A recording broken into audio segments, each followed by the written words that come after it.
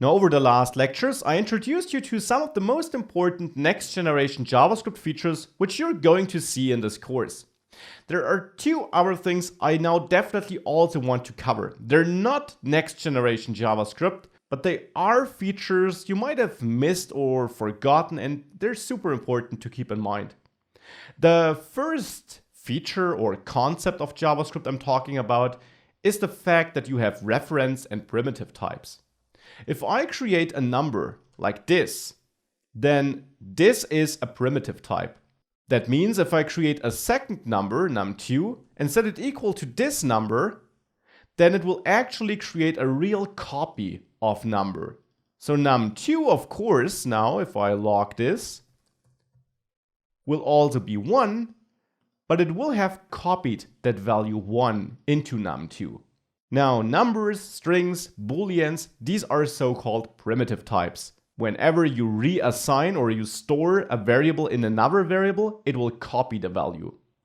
Objects and arrays are reference types though. Let me show you what I mean. If I create my person object, which just has a name here, and I now create a second person and assign person as a value here, if I console log second person, and I hit run, it will print the same value as the first person, but it will not actually have copied the person. Instead, person, the object, is stored in memory, and in the constant person, we store a pointer to that place in memory. And if we then assign person to second person, that pointer will be copied. We can see that this is the case if we changed person.name after having it copied. With that, you would expect to print Max here still, a person with name Max, because we copied person, stored it in second person, and thereafter changed the name. However, if I clear and run, you will see name Manu here, even though I'm printing the second person. So for second person, the name also changed. The reason for this is that it just copied the pointer and points to the exact same object in memory as person does. So if we change name on person, we automatically change it for second person. Now that's important to keep in mind, and it's the same for arrays. If you copy, in quotation marks, an array like this, and you then change an array element, it will also change in the so-called copied array.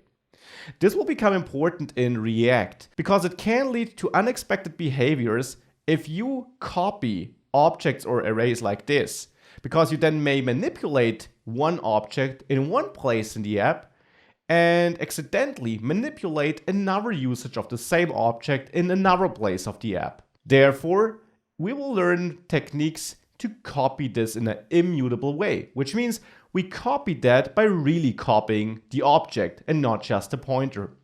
For that, we can use this spread operator. Now we can simply create a new person object here and spread the person properties. This will pull out the properties and the values of the properties from the object and add it to this newly created object here. And we do create a new one with the curly braces. Now if I hit clear and run, we still print an object with name Max, even though we changed the name to Manu here, because now we really created a real copy. This is a technique I will also come back to later in this course. It's just important to realize and to keep in mind that objects and arrays are reference types. If you reassign them, you're copying the pointer, not the value. Therefore, if you want to do this in a real copy way, you will have to create a new object and just copy the properties and not the entire object. That's something very important to keep in mind for this course.